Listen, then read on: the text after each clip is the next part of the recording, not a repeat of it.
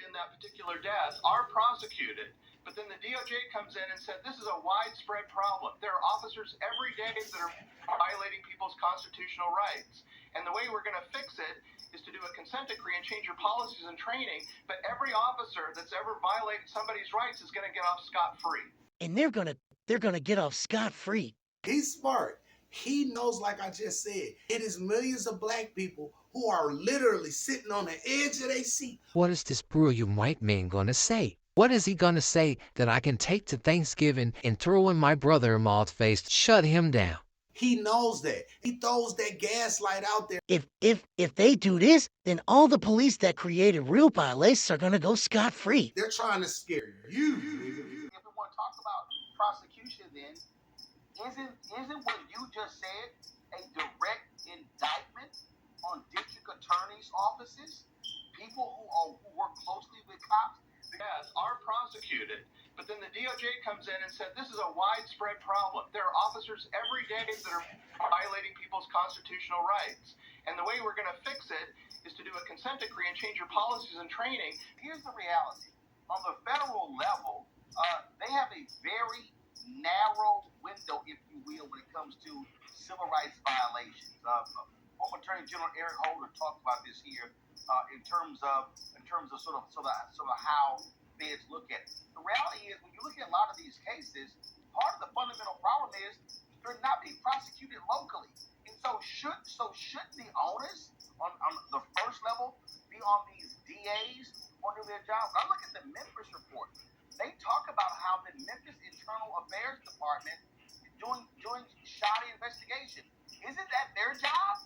Homicide levels went up after a pattern of practice investigation, and he attributed that to the depolicing and disengagement effect. Because when the DOJ comes in, what they're telling officers is, we don't want you to make stops. No, they're not. We don't want you to make arrests. No, they're not. We don't want you to use force. No, they're not. We don't want you to get complaints. No, they're not. And the only way that the officers can comply is to basically disengage and not do any proactive policing and only respond to 911 calls. And that's what happens in every single... He's not complaining about the DOJ that did nothing about... We didn't even hear about police brutality under... But now, all of a sudden, in the vein of Republicans, he's basically saying it's the DOJ's fault. The consent decrees are a waste of time because the DOJ can, they can take these people to jail if they want to. Now you're saying that. But when other people were in office, you never heard them talk about the DOJ. And DOJ has in their power the ability to dramatically reform and change policing if they chose to use it. Support, do you agree with getting rid of qualified immunity? No. I mean, the thing is that the qualified immunity is not about prosecuting officers, right? That's civil liability. We're talking about prosecuting officers. I don't think the civil liability is going to change much, but the prosecuting officers, if an officer knows if I violate this person's constitutional rights, I could go to jail. That is the best deterrent you have. This is what happens when you let baby bird looking ass bald head white men control the narrative about things. This is why we will never get a George Floyd Justice and Policing Act, because they basically saying, because y'all, black people, are saying y'all want y'all civil rights to be respected and not to get raped and murdered and pillaged. Then they can't do their job. They can't stop nobody. They can't do nothing. They're basically saying they're okay with them doing all these egregious things to you. Body slamming a little black girl in the middle of the street, punching an old white man upside the head, goddamn blood spilling all on the ground. Between the story where we seen where the police left the lady sitting on the train tracks and the train smashed her, between the story where we seen where the officer was supposed to be taking a young girl into custody, stopped the car and started molesting her, between the story that we seen where the motherfucker, like, they raped 2 black men in Mississippi or Alabama, somewhere in the South, because they thought they dated white women. What are we talking about here? They straight stumped the black man out in the middle of the street in Memphis like this was motherfucking Southside blood gang. If nobody calls 911, then crime starts increasing. And I also, knew firsthand all these officers who told me personally, I'm not going to do anything while the DOJ is here, right? I'm just going to sit in my car, wait for a 911 call, and you can't. To any normal human being, a person that believes in humanity and everybody's humanity, when he said people's rights are being and people are being done wrong, and when Roland ended with that, the first thing a person of humanity is going to come in with is, and that's horrible, and that's wrong, and I feel for those people, and that is a problem in our society. This dude instantly goes into the talking points. Notice, oh well, yeah, but yeah, the consent decrees don't help, and you got to quit demonizing these police officers. First of all, you knew what the fuck the job was before you took it.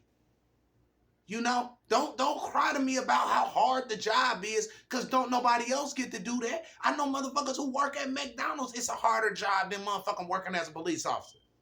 You don't get paid as much. You don't have protections if somebody want to come in there and bust you upside your damn head with the damn ketchup bottle. You don't have no protections like they do.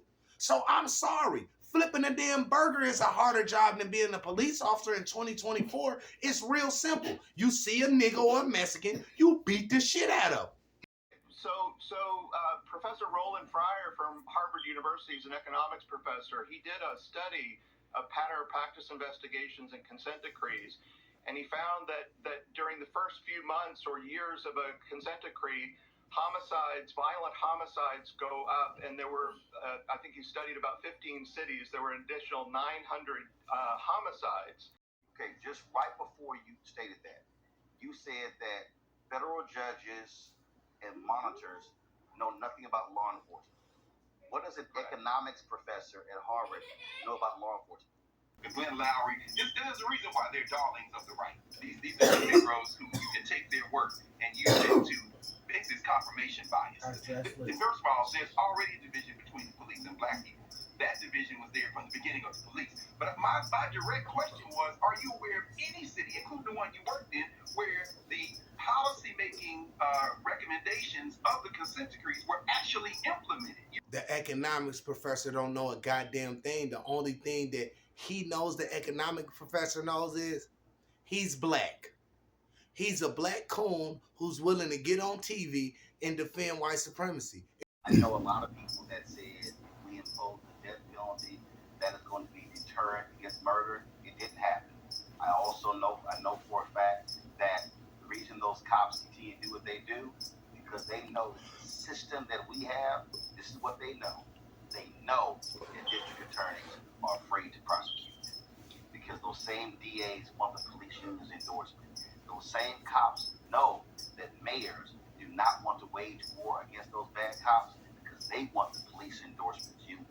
And they also know that when they if they do get indicted and go to trial, juries are more than likely to acquit cops of bad behavior, even when it is clear, it's undeniable, because in our society, we have scared people so much that say, don't you dare oppose cops, because we need them. So I guess we never gonna fix this problem.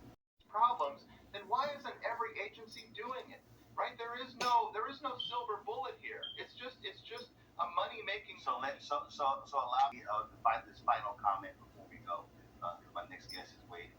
Let me also remind everybody who's watching. Bob said that, well, the answer is to prosecute these cops. I remember there was a woman named Marilyn Mosby who prosecuted cops in Baltimore. And what did the police department do? They rebelled against her. They said, we're not going to even work. I know when Kim Foxx prosecuted cops in Chicago, the exact same thing happened. And I don't give a fuck, Roland. He doesn't care. That's not why he's here. He is here for the talking point. I was sent here to destroy you with my talking point. One point. And this is how they do. They got a bunch of little goofballs running around with one point. But the reality is that to say that all this money has been spent on consent decrees is not an indictment on consent decrees. It's an indictment on policing.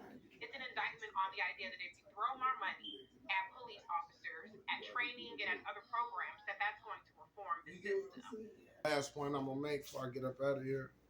People who have a soul in their chest.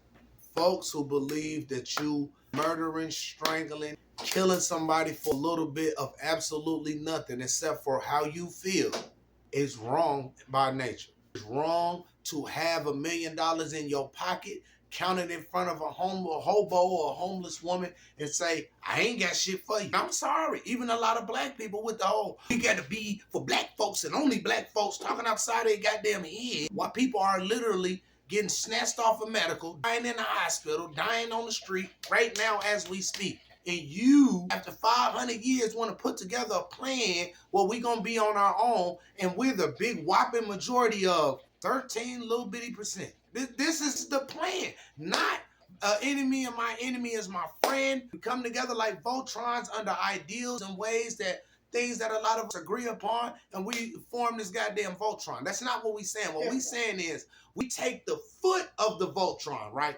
And we take that 1 foot and we swing it around and we do all these fantastical things with it, which ain't gonna fucking happen. And so these people are also folks that they probably pay money to. I don't know for sure. But at this point, if you steady talking about this ideal that a lot of niggas ain't getting on or a lot of black folks ain't feeling, you are going to be like, well, fuck them then, like Kanye was. Y'all didn't stick up for me when that white man took my wife. They're mad. They feel as if, oh, y'all don't want to ride with us. It's like, if you agree with us and bow down to what we're praising to, then we can help y'all. Why can't it just be like the Black Panthers was? If you need help, we coming. If your kids need food, we there. If y'all need somebody to roll up and down the street with the pistols, we gonna do that too. You need somebody to help your son read, we can do that. But no, if you wear my shirt and my beret is the only way I can do that for you. I don't think that's smart neither. That's just me. Bob Scales is full of a bunch of bullshit. There's been a lot of pandering and grandstanding, yes, that is white, watch a lot of line.